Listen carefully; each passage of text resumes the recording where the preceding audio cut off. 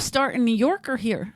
I started really like where did I in college in Boston. Oh, Boston. A little bit. Okay. And I did. I wanted to do it, but I didn't do it much. I started like one summer in Boston when I was maybe a sophomore in college. I did open mics, probably 1984. Okay. And I was doing like all the open mics in Boston back when they were just open mics at clubs, and that's what you had to do. And I couldn't. I drank a lot, and I did it for a summer, and then I just kind of put it on a shelf for a couple of years, and then graduated college, and then came directly here. I went home for the summer. Here. Nice. I was never here before. Like I left college, went home for the summer, had a pretty good monkey on my back for blow, and I came out here. Yes. Yeah, I came out here and I didn't know really what to do. I was staying in Culver City at a friend of mine's house. We were writing a screenplay, and I thought I auditioned at the Improv. Like I remember, well, I went over there for an open mic. You remember that guy? What was that guy's name? That little guy that used to be there all the time. Was it Howard? Howard somebody? Well, I can't remember his name, but he was a nasty little guy, and he ran the open mic like thing. The booker, or he wasn't a booker, but he was a comic. I can't remember his name, but he's not around anymore. And then I came here and I did a spot. Where the fuck did I do a spot? It must have been in the OR, like a 3-minute spot. And that was all I did. And then what happened was I was living in Culver City with the dude. We wrote a screenplay. We got into a fight. It was not a good situation. It was Steve Brill who went on to write the Adam Sandler movies. And then he moved his friend Pete Berg in, the other director, when they were just kids. And they set me up down the hall. And at that point, I was doing PA work. Okay. Right? And I wasn't really doing comedy because I didn't know how to get in. I was in Culver City. But I got a gig doing PA work, and I was doing I did like this one job for the kids' videos, music, and it was at the Circus Vargas, off season. So we were out there, I was like coked up and getting up early in the morning and dealing with leopard shit and elephants, and they're shooting these kids singing kid songs with circus themes. Story as old as time. Right? I just remember there's one night, I've told this story before, where like I was hanging out and the guys who were the clowns for Circus Vargas, they were in the videos. There's 2 of them. And they're like, you want to come back to our trailer and get high? And I'm like, all right. So we go back to this trailer, and the dude's like about to light a joint. And I'm like, you got to take the makeup off first. I don't think I can handle it. I'll be freak out. I don't want to do drugs with especially actual if it's clowns. laced and you're like, oh, the clowns, the worst. But then, so I get another PA gig just out of nowhere on something Mitzi's producing, some crazy fucking shit. Her little shorts that she used to do? Right. Remember she had this big idea for some sort of network, so she shot all those shorts. The Comedy Channel. Right. And like that was when Barrymore's was failing across the street. So I was here, and Danny Stone was running around sweating because he was fucking her, and and Becker was around. So and then I saw Mitzi, and I'm just supposed to be PAing on this thing. And I don't know any of these people. Charlie Barnett. Wow. I remember I was down there because that's where they were sort of set up in Barrymore's for the production office. I think there was actually some production offices over there. And Charlie Barnett's he's like, I need a drink. And I actually remember going behind the bar and just pouring him fucking straight liquor so he could get the edge off, right? But then Mitzi shows up, and I walked up to her, and I'm like, do you remember me? Like I had just done 3 minutes. I did I did, man. And best way to approach her. Yep. Yeah, and she goes, oh yeah. You're funny. Go ask Becker if you can be a doorman. And I'm like, I didn't even know what the fuck that meant. So I want to be a comic, not a doorman. Right, but I was just happy she remembered me, right? So then I go find Mike, and I'm like, Mitzi just said I could be a doorman. And then right out of the gate, Becker's like, we're gonna make you head doorman. And I'm like, I didn't even know that was like a nightmare. Yeah, the worst. Yeah, the worst, because you got to do the schedule. And at that time, there was no security. There was just weird Kirk and his sister, right? I remember Kirk. Right, and Ralphie was the backdoor guy all the time. Remember Fat Ralph? Yeah. Pre-Chewy. Ralph was this weird dude that lumbered around, and he always carried a stack of Polaroids of pictures of whores sucking his dick. Yes. Yeah. Is that the guy who just died a couple years ago? He did, yeah.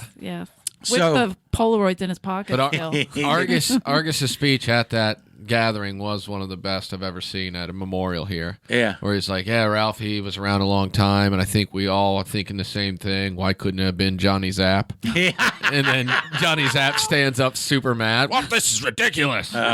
Zapp, I remember Zapp doing a Zapp gig with Mark Gautier. I don't remember that. You don't remember name. Marc Gaudier? He was this big, tall dude. He had long hair and a beard, and he was around. I heard he became a fisherman. So I get the head doorman job, and at this point, she's like trying to do a comedy store in like the Sheraton and across the like in the over in the Valley, like in studios in Universal City.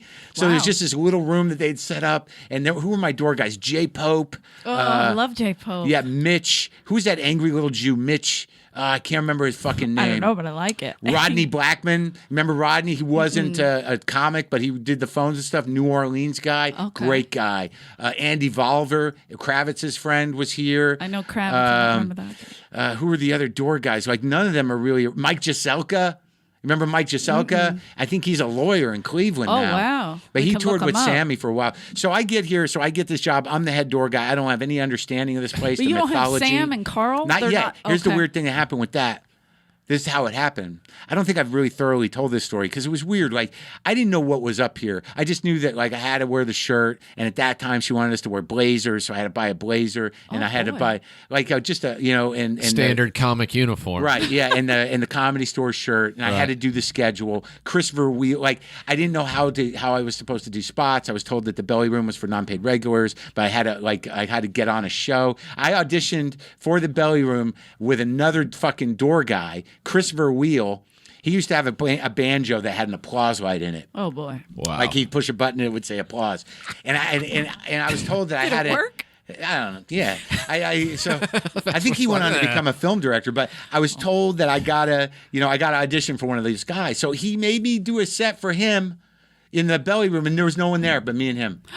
And then I was able to work the belly room. John Nikiforos, you remember Nikiforos? No. He was around, but not a door guy. His dad was a mortician. He was an interesting guy. The Todd Lemish. Todd I love. It was here before Scariest man ever. Yeah, but before he was so funny. When he was just the blow dealer. He wasn't a blow dealer. He was like a blow junkie, but before he got mean, like he was really this weird and sweet guy. Yeah, but he was funny because he'd bring Kevin West. Terrific. He would bring us on stage. Todd would do these vignettes. Like, Kevin West was Oswald in the Kennedy shooting. I was John Lennon getting shot. And he was he'd do other people's material, but he thought he ran the place.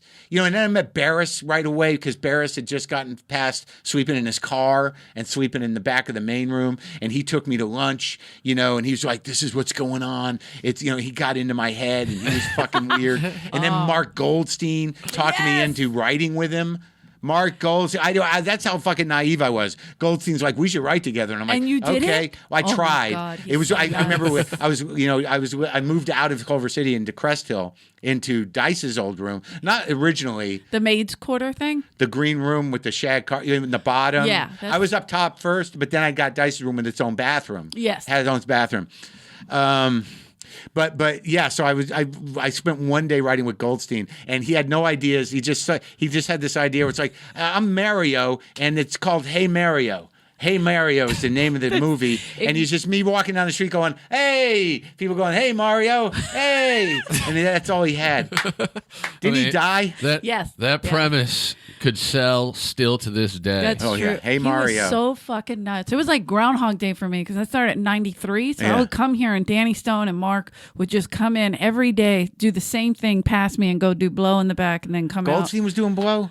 I don't know if he was just hanging out or No, he was just a weird cockeyed, kind of. Well, his eye, he lost his eye. No, that was later. He was always a little. Yeah, I remember he lost. I remember his eye. Mitzi gave him money for that. He had to get a surgery or something. Yeah, that was after me. So I'm kind of excited to be here, and I'm working the main room, and there was like 2 or 3 shows in the main room back then. It was sort of a big time. It's technically the boom when a you're little talking after, about. a little after. A little after. Yeah, okay. it was like because Roseanne's gone, Right. Jim Carrey's gone, Robin's gone. They're all gone. It's it's approaching Sam's time. Sam and Dice broke the year that I was here, right? Oh, okay. So the main room shows would be like it'd be Dice, Joey Kamen, Jan Hart, Karen Haber, Fleischer, Damon Wayans, Perfect. just like dudes, Altman. Was Fleischer Tim Jones. Was he Tim already Jones. weird and kind of crazy? He's always doing the same thing. Always same Yeah, thing. always the same thing. Okay. And like those were the shows. So like, and Dice was, he hadn't broke yet, but he was solid. Like it was like it was all you could feel was about to happen had because his it was character. so tight. It was so tight. And then Sam would come in late. Like Monday nights that was when it all happened because Monday night it was no cover in any of the rooms. Wow. In my recollection. So all the freaks would converge. And that was when Sam would do it. Like you could just feel him coming. But I'm getting ahead of myself. When I got here, because I was only here about a year. And when I got here, Sam was out on the road. Okay. And Carl had come back. And I didn't know Sam. I'd seen him once and I didn't like him much. I thought it was a gimmick and I didn't give a shit.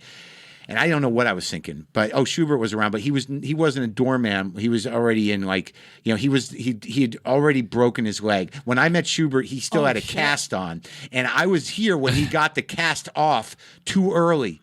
And they had to go, and I was walking with him, and he couldn't walk, and he had to go get it back on, and he never did the physical therapy, and that's why he's fucking gimp. That's why he Yes. limps. Yeah. But because he wrecked his bike. But he used to be a Dice guy. Dice had guys, Sam had guys. Dice's guys were generally clean, right? You had Hot Tub, you had had Jimmy, you had Cheesecake. You didn't want to hang around Dice too much because you get a nickname. Yeah. Like here comes Muffin, whatever. I was Shermanator. You were? And that was 2003 or something. So, But the thing with Dice Camp and Sam Camp is that Dice, they were all clean and, on the level. clean? they were on drugs. Weren't on drugs. Oh, got it. I was And like, the Sam Camp, comedy-wise, right. Sparky, remember Chervitz? Yeah, Sparky. Yeah, I ran Sparky out of here. Yeah. did. He was a bitter little fuck. Yeah, he showed up and everyone Ricky was outbidded him. Everyone was like, God, this guy's fucking annoying. He was just treated everyone like shit. I was a door guy, and so I was like, hey, go fuck with that guy. I'm like, all right. It was like 3 weeks of every time he showed up being like, hey, Sparky's here, let's piss on him. Oh, And him being like, you should respect me. He'd do his Sam voice. Yeah. Like no one respects you, Yeah, Sparky was here. Yeah, sure. So okay, so I'm in the kitchen and Carl comes in, and I'd never seen him before. And I watched him perform and I was like, this guy's like a performance artist. This is genius. Amazing. It is kind of amazing what It's Carl one of my does. favorites. Yeah, it's something to watch. And back then, but I didn't know Sam really, and I didn't know their relationship, and I didn't know any of that shit. And I introduced myself as a new door guy. He's like, yeah, I was a door guy. We were all door guys. So he's like, That's and I'm pretty like, good. Yeah. Yeah, and he's like, yeah, you seem good. You seem good. And he's like, here, take this. And he gives me his watch. And I'm like, what the fuck is wrong with this guy? And so I'm like, thanks. So I thought it was some sort of all right, so You're this in. means, You're in the right, I gang. got the watch. Got my colors. And he's like, Sam, I'm going to want Sam to meet you. And I'm like, all right, okay.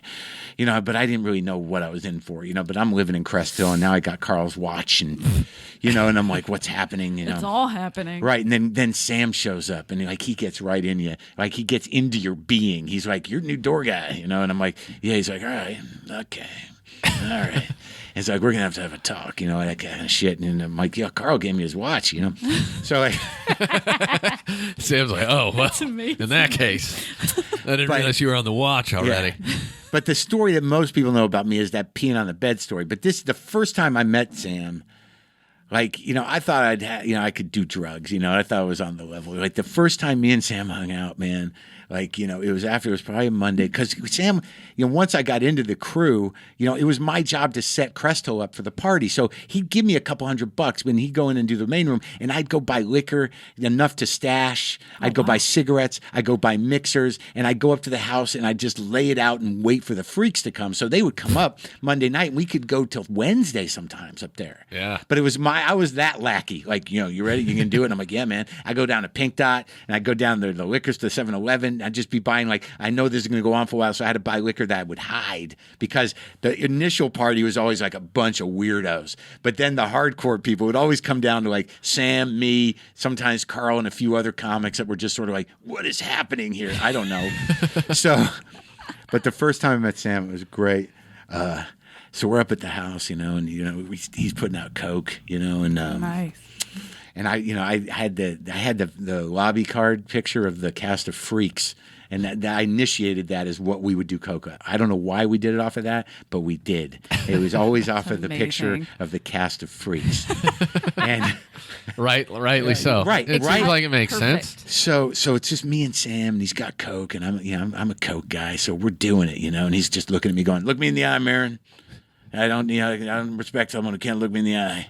So I'm like looking at Sam, and, and Jesus. There's two dudes on below staring at each that's other. right, and he's telling me what's up. He's just, I don't remember what he said, but I remember we were doing coke, and I'm looking at him, and he's looking at me, and then he's like, "You ever burn money, Maron?" I'm like, "No." He just pulls out money, and he's burning money. I realize in retrospect, this is my initiation. This is my brain fuck. Like this is how, you know what I mean? Like this is how I'm like, I want to be around this guy. Yeah, he knows how to party. That's right.